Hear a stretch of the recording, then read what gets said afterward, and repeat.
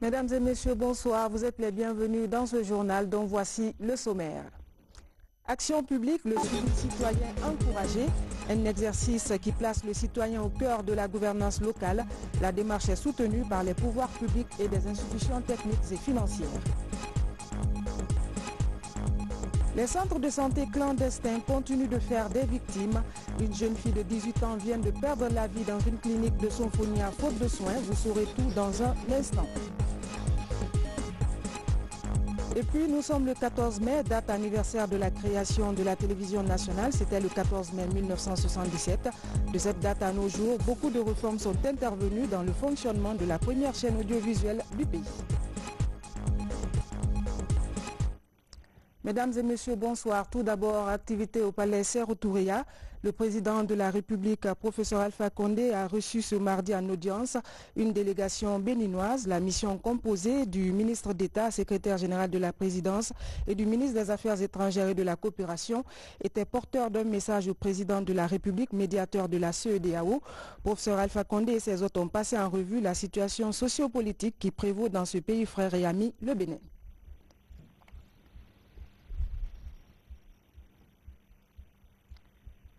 Voilà la délégation béninoise reçue par le président de la République.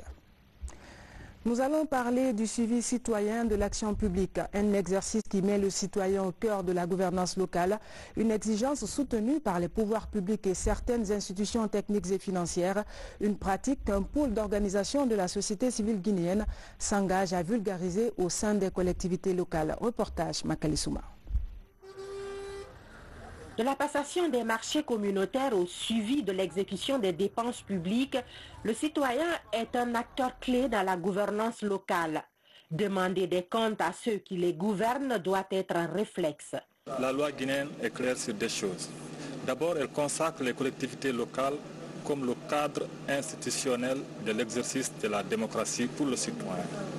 Ensuite, précise que le citoyen ou tout autre résident sur la collectivité locale a le droit de donner son avis sur toutes les questions qui préoccupent la collectivité. À travers ces signatures de conventions, la société civile s'engage à assumer son rôle. C'est elle qui va construire des dialogues de proximité qui intéressent et qui concernent les citoyens, avec des outils accessibles devant permettre à ces derniers de s'exprimer sur la gouvernance locale. On va d'abord faire des formations, des sensibilisations pour amener les élus locaux, la population à adhérer à l'action dans le cadre du suivi participatif du budget participatif de la localité. Au-delà du suivi citoyen de l'action publique, les citoyens doivent aussi être des forces de proposition concrètes pour corriger les erreurs de fonctionnement dans les collectivités, une sorte de jury citoyen. Si on prend le cas d'un centre de santé qui est confronté à une mauvaise fréquentation et qui est confronté à des plaintes liées à la qualité de l'accueil ou même à sa capacité à recevoir les malades, ce plan doit donner des propositions assez concrètes, appliquées, qui corrigent d'une façon assez nette l'accueil, l'installation et même l'offre de services. Le projet va couvrir Conakry et 14 communes rurales des 7 régions administratives. Il est mis en œuvre par Aide et Action avec un financement de l'Union européenne à hauteur de 300 000 €. Les élus locaux de la région administrative de Kankan s'approprient les textes et le fonctionnement de l'ANAFIC, nouvelle agence étatique de financement des collectivités qui remplace le PACV. Il a aussi été question de rappeler le rôle et la responsabilité des maires et préfets vis-à-vis de l'institution. Compte rendu Fodé Bangali Fofana. Au gouvernorat de Kankan, l'ensemble des préfets et les maires des 58 communes urbaines et rurales de la région réunis autour du gouverneur de région. Soucieux du développement du pays, le professeur président Alpha Condé a mis en place un autre instrument de développement des collectivités, c'est l'ANAFIC, Agence nationale de financement des collectivités. Il s'agissait au cours de cette rencontre d'expliquer aux préfets et aux maires quels sont leurs rôles et responsabilités dans la mise en œuvre de cette nouvelle structure. L'ANAFIC est une agence qui est chargée d'assurer le financement des activités ou des micro-projets dans les collectivités locales et urbaines. Ensuite, c'est assurer la formation, parce que l'ANAFIC doit assurer le renforcement des capacités des élus locaux et de tous les cadres de concentrer et de centraliser. Pour éviter le déséquilibre dans le fonctionnement des collectivités que sont les communes rurales, le gouverneur de région a fait une mise au point aux 58 maires de la région. L'ANAFIC est un instrument de développement aujourd'hui mis à disposition des Guinéens. C'est pourquoi nous avons l'obligation morale et intellectuelle de remercier l'homme qui est artisan de cette politique. Je vais nommer le professeur. Des fonds importants sont mis à disposition. Des plans de développement doivent être conçus et exécutés par les maires. Car nous avons donc un tel instrument à disposition qu'est l'ANAFIC. Il faut se l'approprier. Ce qui veut dire qu'à partir de maintenant, les maires sont entièrement rendus responsables du développement de leur commune. Migration irrégulière, le phénomène ne faiblit pas malgré les efforts du gouvernement et de ses partenaires. Et pour encourager le retour volontaire au pays, un nouveau projet vient d'être lancé à Conakry. Intitulé « Libre de partir, libre de rester », il vise la formation de 26 000 jeunes sur la création d'emplois notamment. Reportage Diamoukaba. La lutte contre l'immigration clandestine suit son petit bonhomme de chemin en Guinée. Selon l'OIM, plus de 12 000 migrants guinéens se sont volontairement retournés au pays. À Conakry, le projet Libre de partir et libre de rester qui participe à la campagne de sensibilisation et de prévention de la migration irrégulière est lancé auprès des jeunes. Il vient renforcer les actions du gouvernement dans la lutte contre le phénomène en cours de consolidation. On ne veut pas dire que le bonheur n'est pas ailleurs, mais il faut y aller de façon légale. Et ceux qui partent de cette manière-là, nous avons vu tout à l'heure les sketchs que les gens ont présentés, les petits théâtres, les scénettes. On se rend compte combien ils souffrent. Ils quittent dans la liberté pour aller se faire prisonniers. Nous saluons et nous soutenons le programme qu'on vient de nous présenter, à savoir libre de rester ou libre de partir. Donc la deuxième chose, c'est d'essayer de collaborer étroitement avec tous ces partenaires techniques et financiers pour que ce soit réellement nos jeunes qui bénéficient des projets et programmes qui sont mis en place. Avec l'appui de l'OCPH Caritas Guinée, plus de 26 000 élèves et étudiants seront conscientisés sur les risques de la migration irrégulière à travers le pays. Le projet va également toucher 70 jeunes migrants illettrés par des programmes agricoles et techniques. L'idée est de dissuader de potentiels candidats à l'exil par la promotion des opportunités de création d'emplois et de développement économique. C'est pour la formation des jeunes en mécanique automobile, électricité bâtiment, menuiserie et soudure. Et nous allons commencer dès que tout soit déjà correct. Aujourd'hui, justement, c'est le lancement et nous pensons commencer déjà la semaine prochaine. Le projet va couvrir tout le pays et impliquera toutes les structures publiques et privées liées à la question migratoire. À Mamou et à Labé, par exemple, les zones les plus reculées dans les centres-villes, point de départ des migrants, sont ciblées. La sensibilisation va durer 28 mois. Sur un autre plan, les centres de santé clandestins continuent de faire des victimes. Une jeune fille de 18 ans vient de perdre la vie dans une clinique de Sonfonia, faute de soins appropriés. Selon les premiers éléments de l'enquête, le centre en question manque d'équipements adéquats. Son directeur a été interpellé par les services spéciaux. Reportage Alphaïsia Gaba.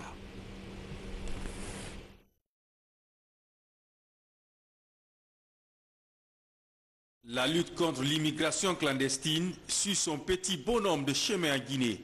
Selon l'OIM, plus de 12 000 migrants guinéens se sont volontairement retournés au pays.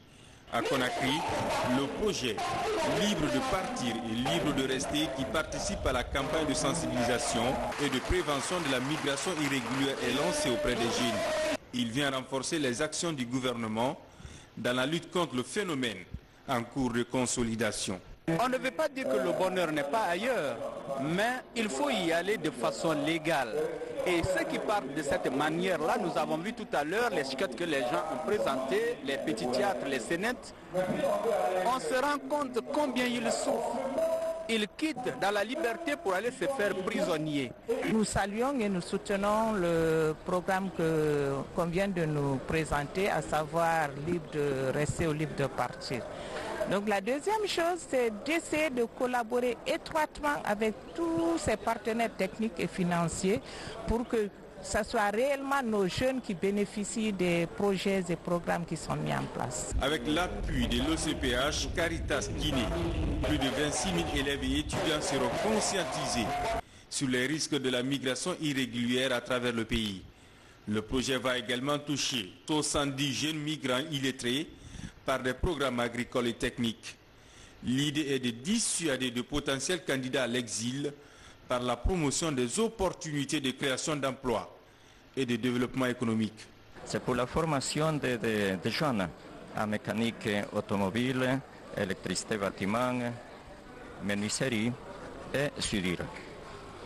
Et nous allons commencer dès que tout soit déjà correct.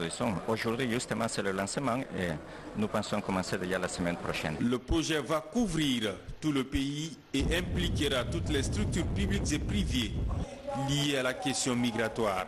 À Mamou et à Labé, par exemple, les zones les plus reculées dans les centres-villes, point de départ des migrants, sont ciblées. La sensibilisation va durer 28 mois. Vous suivrez dans nos prochaines éditions l'élément de Alpha Isiagaba sur cette clinique clandestine de Sophonia. Bientôt, un recrutement au compte du ministère de la Justice. Mais avant, le département lance une formation préparatoire. L'objectif est d'accroître les chances des candidates. Ce recrutement concerne les élèves greffiers et les auditeurs de justice. Reportage Kanoye Noussaba. Selon les récentes statistiques, les femmes représentent 8% du personnel judiciaire. Ce chiffre interpelle les autorités de la justice pour changer la donne en vue de répondre aux besoins des cours et tribunaux. En prélude au concours de recrutement des auditeurs de justice et élèves greffiers, le département organise actuellement la formation de près de 400 femmes juristes. Une opportunité de créer l'émulation et renforcer la position des femmes au niveau de l'appareil judiciaire. Nous rappelons aux candidates ici présentes qu'elles doivent saisir l'opportunité qui leur est offerte dans le cadre de la formation qui débutera ce jour, lundi 13 mai 2019. Et doivent également savoir que le concours ne leur sera pas donné gratuitement, offert sur un plateau d'or. Loin s'en faut. Il y aura égalité de chances entre hommes et femmes pendant toute la procédure des 10 concours. Cette formation préparatoire devrait permettre de rehausser le nombre de femmes pour rendre effective l'équité dans le secteur de la justice. C'est après analyse et réflexion qu'on a compris que les femmes avaient besoin d'être accompagnées. Ce n'est donc pas une discrimination, mais c'est une manière de tenir compte de notre sociologie en Guinée. Nous bénéficions de cette formation, c'est pour nous aider à mieux nous former, à affronter le concours de la magistrature des auditeurs de justice. En plus de la formation théorique, les apprenants vont aussi améliorer leurs connaissances dans la pratique du droit au niveau des juridictions. Une approche qui vise à obtenir un taux de réussite considérable chez les femmes cette année. Des équipements pour le ministère de l'enseignement technique et de la formation professionnelle. Ils sont destinés aux cours pratiques des centres retenus dans le cadre du projet intitulé « Formation à la fabrication et l'utilisation du matériel pour la modernisation de la filière boulangerie-pâtisserie en Guinée ». Reportage Komara Moussa. L'insuffisance et le manque d'équipement ont toujours été un maillon faible dans la formation technique et professionnelle en Guinée.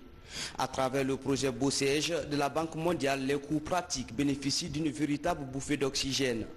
La formation à la fabrication et l'utilisation du matériel pour la modernisation de la filière boulangerie et pâtisserie lancée par le gouvernement se trouve valorisée par cet appui. Ce consortium qui est composé du CFP, des autres CFP et puis aussi du secteur privé, la Fédération nationale des artisans et la Fédération nationale des boulangers, a exprimé le besoin dans le processus de conceptualisation du sous-projet de moderniser les laboratoires et les ateliers. Donc c'est ce qui est en train d'être fait pour le bonheur des jeunes qui sont inscrits dans ces formations. La mise à disposition de ces mobiliers de bureaux et ces outils informatiques est une nécessité pour les centres de formation professionnelle chargés d'exécuter le projet de modernisation de la filière boulangerie et pâtisserie. Ça nous permettra de faire toujours des innovations dans tout ce que nous sommes en train de faire. J'ai bon espoir qu'ils en feront bon usage. Et en tout cas, en ce qui nous concerne, nous n'allons pas tolérer quand même le laxisme dans l'utilisation du matériel technique, parce que ça coûte très cher. Le matériel technique coûte très cher, donc il faut en faire bon usage. L'objectif visé par le gouvernement est de révolutionner l'apprentissage dans le secteur informel. À la filière boulangerie et pâtisserie, 720 apprenants, dont 30% des filles sont ciblées. L'identification des candidats est faite par la Fédération nationale des artisans de Guinée. La formation s'effectue dans les centres de formation professionnelle de Matoto, Ratouma et Donka, ainsi que le Centre national de formation touristique et hôtelière Saint-Fort. La formation dure 3 ans. Nous sommes le 14 mai, date anniversaire de la télévision nationale. C'était le 14 mai 1977. De cette date à nos jours, beaucoup de mutations sont intervenues dans le fonctionnement de la première chaîne audiovisuelle du pays. Reportage Aboubakar Sidiki-Souma, Bernard Tengulo. Ces images sont de la toute première émission de la télévision nationale, le 14 mai 1977. 42 ans après, la belle histoire de la lucarne joyeuse nationale charme encore les Guinéens. Pour se maintenir, l'audiovisuel public a connu dans son parcours des mutations majeures, notamment sur le plan technique. Au début, il y avait un seul émetteur livré par Thomson, qui était installé à Boulbinet, qui a diffusé. Et à partir de là, l'émission se passait seulement en noir et blanc, avec 625 lignes.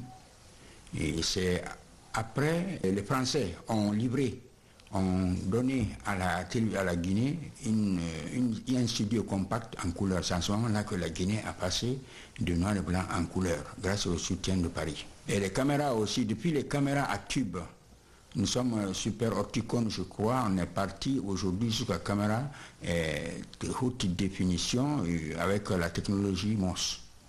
Autre réforme importante à enregistrer, la liberté et le traitement de l'information. Les sujets du reportage sont diversifiés. Pourtant, depuis 1977, la ligne éditoriale est restée la même. Au temps de la voie de la révolution, là c'était l'idéologie du parti qui était transmise aux populations et puis au public et aux auditeurs, aux téléspectateurs. Aujourd'hui, les thèmes de reportage par exemple ou bien de magazine, les thèmes sont variés. Tout est libre. La liberté de ton existe. Il n'y a pas de pression sur les reporters, sur les journalistes. Mais à partir du moment où on est à la radio nationale ou à la télévision nationale, on connaît déjà que la ligne éditoriale, c'est la promotion de la paix, du vivre ensemble, de la cohésion nationale et l'essor économique de la patrie. Aujourd'hui, avec des équipements modernes, les installations de haut standing, des programmes nouveaux et un personnel professionnalisé, la télévision nationale se rapproche de plus en plus de son public. Mais les attentes sont encore nombreuses. Je vois assez de programmes de la RTG qui sont liés à la culture guinéenne, c'est aussi bon. Mais lorsqu'on prend aussi l'éducation des jeunes, par exemple, il y a d'autres télévisions qui font des concours sur les matières, connaître le plus intelligent ou bien tester la connaissance des élèves dans les matières. Donc, moi, je souhaite vraiment que la RTG intègre ça dans ses programmes. Moi, je voudrais qu'on instaure une émission de bonne manière, parce que je constate en Guinée ici, l'incivisme est vraiment là, à tous les niveaux. Surtout, on parle de la question de la salubrité. Et je crois qu'à un moment donné, il faut reconnaître que l'État n'est pas le seul responsable. Je vois des personnalités dans des grosses cylindrées, en pleine rue, là, qui jettent des ordures ça et là. C'est quand même vraiment, ça c'est pas l'État. Hein. Donc il faut beaucoup plus de sensibilisation, il faut des émissions de bonne manière, vraiment. La célébration de ce 42e anniversaire intervient à un moment où la chaîne mère de l'audiovisuel guinéen poursuit son processus de migration de l'analogie vers le numérique avec une grande innovation. Désormais, le journal télévisé et certains programmes sont accessibles sur la toile à travers la nouvelle plateforme constituée d'un site web et plusieurs applications digitales. La télévision nationale souffle donc ses 42 bougies ce 14 mai et pour l'occasion, je reçois le directeur général de la RTG, Sekouba Savané. Bonsoir DG. Bonsoir Adèle. Nous avons suivi tout à l'heure les attentes des téléspectateurs et auditeurs de la RTG. Quelle réponse leur apportez-vous? Bien, des attentes légitimes, bien entendu, mais vous me permettrez d'abord, avant de répondre à cette question, de souhaiter bonne fête à nos nombreux téléspectateurs qui nous suivent tous les jours, car nous existons pour eux. 42 ans aujourd'hui pour la télévision nationale, c'est l'âge de la maturité, c'est l'âge de la responsabilité et nous nous engageons à pleinement assumer ces valeurs. Ceci dit, je dois également rendre hommage aux pionniers dont le sacrifice a permis la naissance de cette télé et aujourd'hui nous assumons justement la continuité de ce qu'ils ont bien entendu créé en 1977.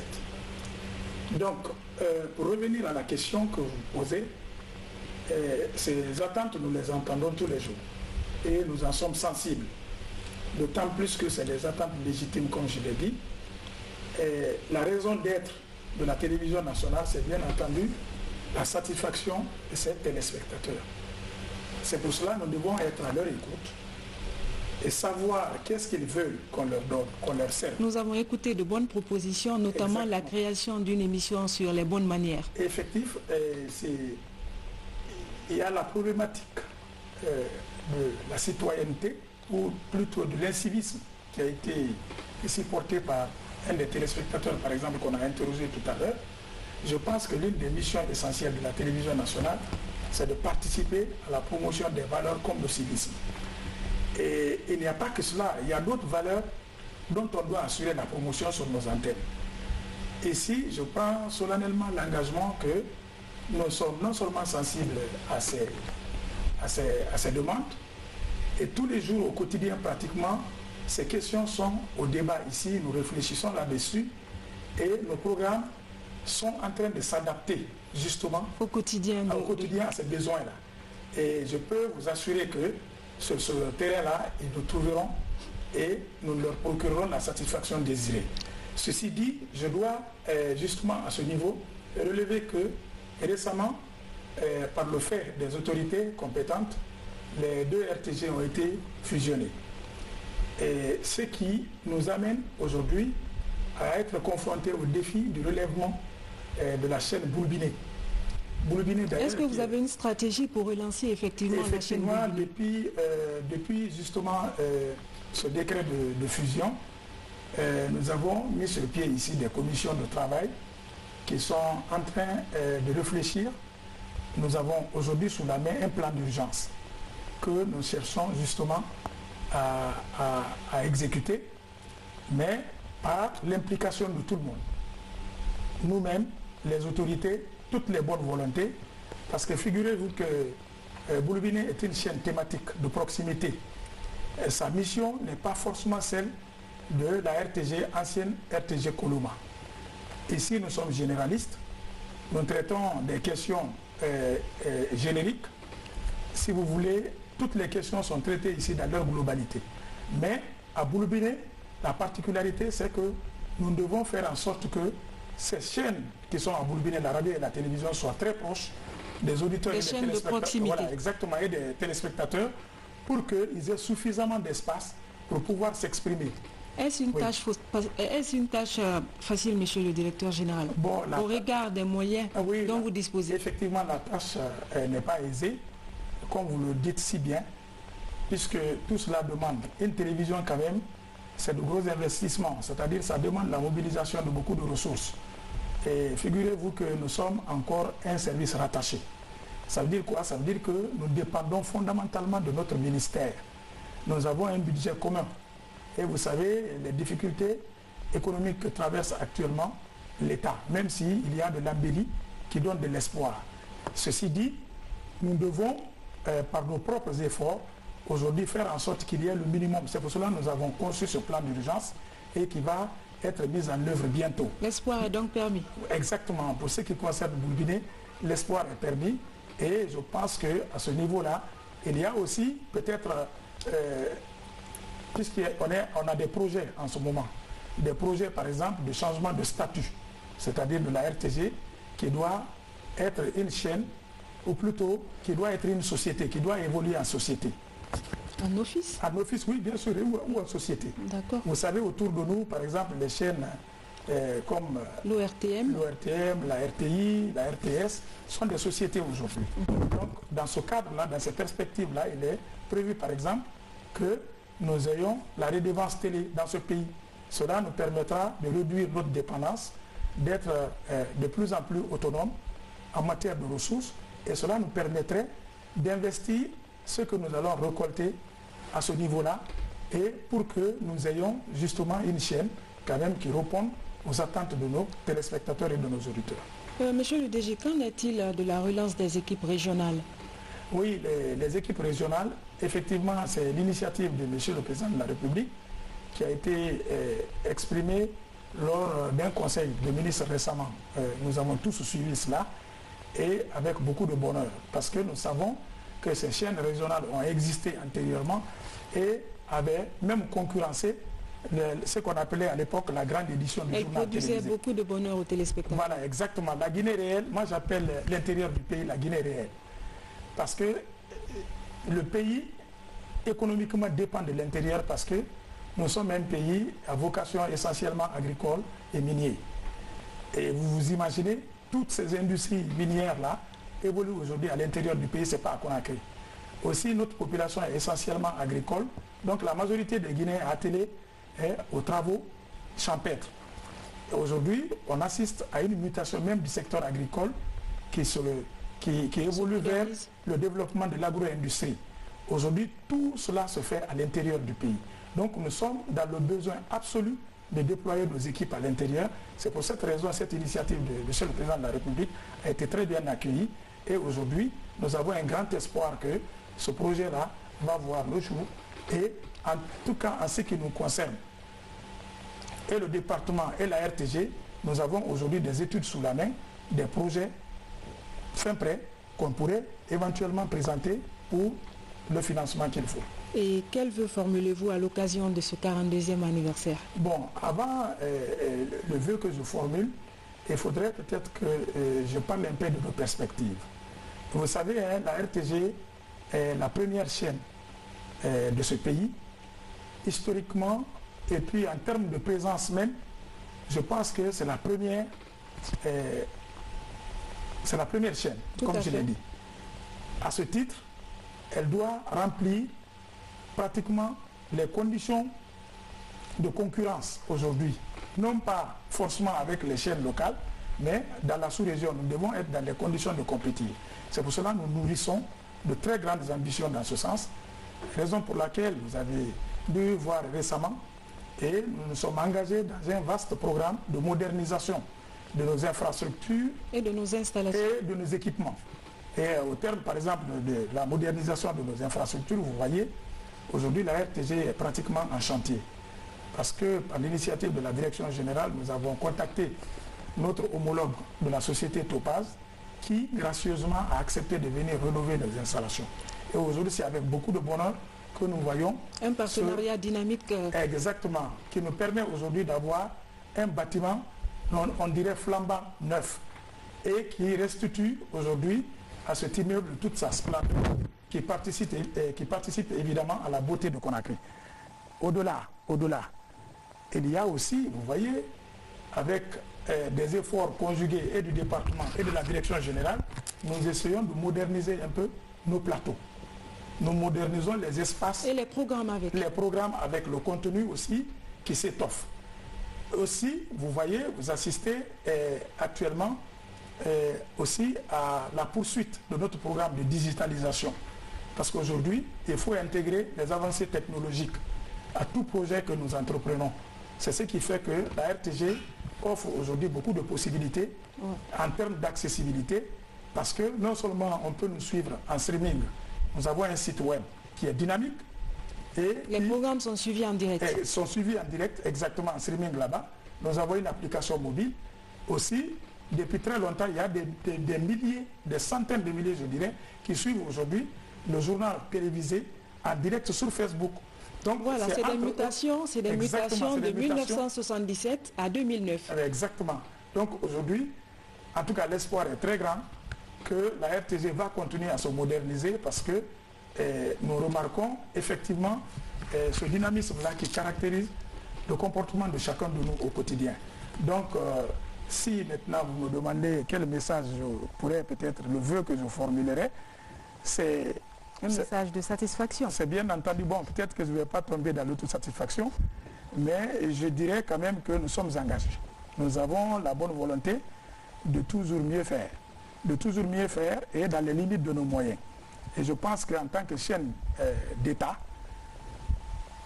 commise à exercer un média de service public. Un média de service public, je pense que aujourd'hui, chacun de nous doit contribuer à faire de sa télévision, qui a aujourd'hui 42 ans, la meilleure des télévisions du monde. Cela est du devoir de tous les Guinéens, de quelque catégorie qu'ils soient, de quelque confession qu'ils soient. Donc je pense que c'est ce message-là que nous lançons à tout le monde. Nous allons serrer nos coudes et puis renforcer notre collaboration.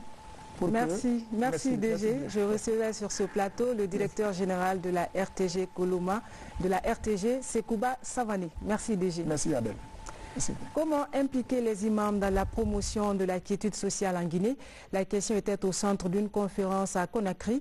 Elle a été animée par le secrétaire général aux affaires religieuses. C'est le premier élément des nouvelles nationales compilées dans Guinée en bref, avec un commentaire de Younous Atawel Kamara.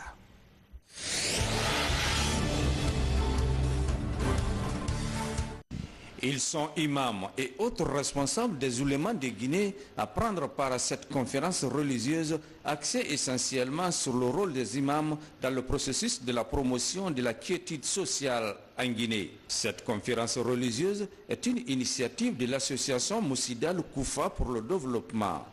Elle entend contribuer au renforcement du tissu social, la paix et l'unité nationale à travers les sermons des imams. Oui, c'est une conférence qui a mobilisé un grand monde, des sages, des chefs, donc des autorités comme l'ambassadeur de l'Arabie Saoudite en Guinée, le ministre secrétaire général des affaires religieuses et bien d'autres personnalités, pour échanger sur des thématiques extrêmement importantes, notamment sur l'éducation, sur le rôle des sages pour la consolidation de la paix, sur le rôle du ministère de la Jeunesse pour le développement local.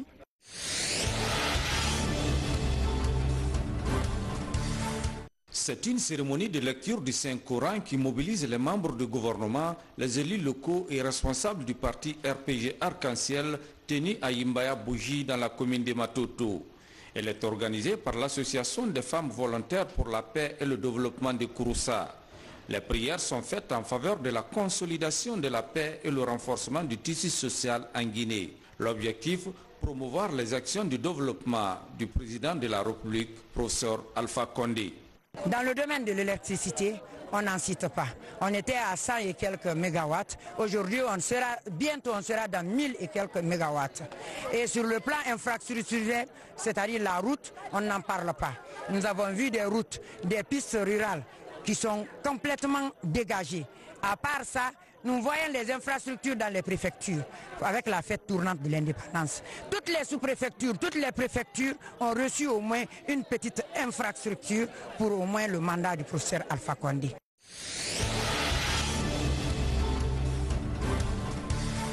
« 75 cases et leur contenu consumé, des champs d'orangers et d'anacardes enfumées.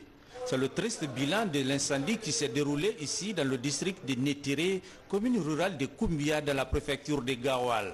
Cet incendie a dévasté des greniers et autres élevages des villages affectés. C'est le débordement du feu dans une opération de brûlure dans un champ agricole qui serait à l'origine de ce drame. L'incendie a touché les villages de Labangian et Sinkuru. Les autorités locales se sont rendues sur les lieux pour constater les dégâts. On a vu les dégâts causés. Mais d'après les informations, c'était un feu curieux parce qu'ils ne savaient pas d'où venait le feu. Les villages ont pris comme ça feu. Ils ont vu seulement des tourbillons de vent et plus une forte fumée. Donc les enfants et les femmes se sont mis à quitter parce que tout le village était rempli de fumée. Donc personne ne pouvait éteindre le feu.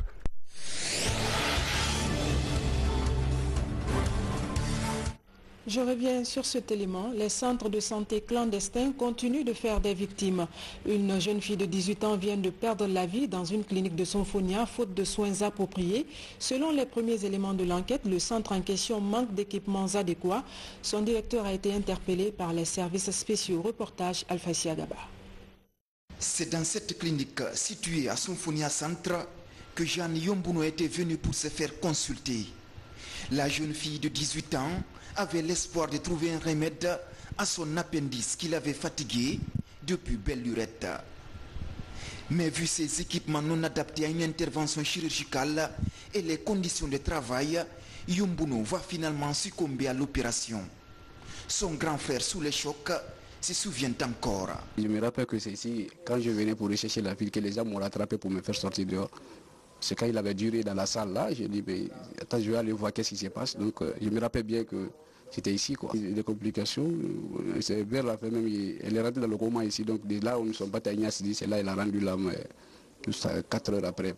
Dans ce cabinet médical de fortune qui néglige les règles élémentaires d'hygiène, le personnel est presque inexistant. Ici, nous apprenons que beaucoup d'autres patients ont été hospitalisés dans ces conditions. Une scène surréaliste. Insalubrité totale, tout est sale, il y a la poussière partout.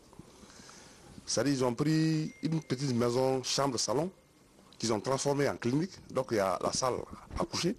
Et puis l'autre salle maintenant, c'est là où ils considèrent comme le bloc opératoire. Le bloc et la salle de consultation, tout est ensemble. Le bureau est dans la même salle. Il y a la poussière partout, il y a de l'impurité à tous les niveaux. Donc là, et puis après le contrôle, on trouve qu'il n'y a aucun papier. C'est suite à de longues enquêtes que les services spéciaux de lutte contre la drogue et les crimes organisés ont découvert l'endroit avant de mettre main sur le médecin. Nous avons été saisis de 2 plaintes formulées par des citoyens contre un médecin qui est derrière vous là, le docteur Zoisen Loire, pour homicide involontaire et pratique illégale de la médecine. C'est suite à des complications. Les 2 fistules ne sont pas produites dans ma clinique, mais c'est son oncle à 36. Pas à la maison, je vous en prie. C'est son oncle à 36. Après qu'il soit opéré par vous? Après qu'il soit opéré par moi et que la plaie est guérie, la plaie était déjà cicatrisée. Je ne savais même pas que Suzanne allait faire un autre traitement, c'est son oncle. C'est là-bas, puisque son oncle n'est pas chirurgien, il dit là où on l'avait opéré, retournez-vous là-bas. Les cliniques clandestines brisent aujourd'hui le rêve de nombreux patients. Comment éradiquer le phénomène? La question préoccupe les autorités guinéennes. Dans son grand oral lundi dernier, le ministre de la Santé était largement revenu sur le dispositif d'alerte précoce. Cela donne l'espoir de mettre fin à ces pratiques dont les femmes sont majoritairement victimes. La clinique est fermée et son responsable est déféré devant des tribunaux. Un dossier à suivre. La Guinée célèbre demain 15 mai la journée internationale de la famille. L'événement est placé sous le thème mariage précoce et forcé, un enjeu familial. Nous vous invitons à suivre un extrait de la déclaration de la ministre de l'Action sociale. Aga Mariam Silla est au micro de Mohamed De Camara. Selon les statistiques, le taux de prévalence de la pratique dans notre pays est de 63%, plaçant ainsi notre pays, la Guinée, au rang de 2e dans la sous-région où le phénomène sévit. Cette situation interpelle donc toutes les catégories sociales de la nation à une prise de conscience des dangers que peuvent engendrer le mariage précoce des jeunes filles dont les conséquences affectent gravement leur vie et celle de leur communauté et par ricochet le pays tout entier. C'est pourquoi le ministère de l'Action sociale, de la promotion féminine et de l'enfance se réjouit de la programmation de l'examen du projet de code de l'enfant révisé pour la présente session de loi par les honorables députés. Ce document de référence, une fois adopté, réglemente le mariage à partir de 18 ans. Voilà, mesdames et messieurs, c'est la fin de ce journal. Merci de votre aimable attention. Je vous retrouve demain à 20h30 avec le même plaisir. Bonsoir chez vous.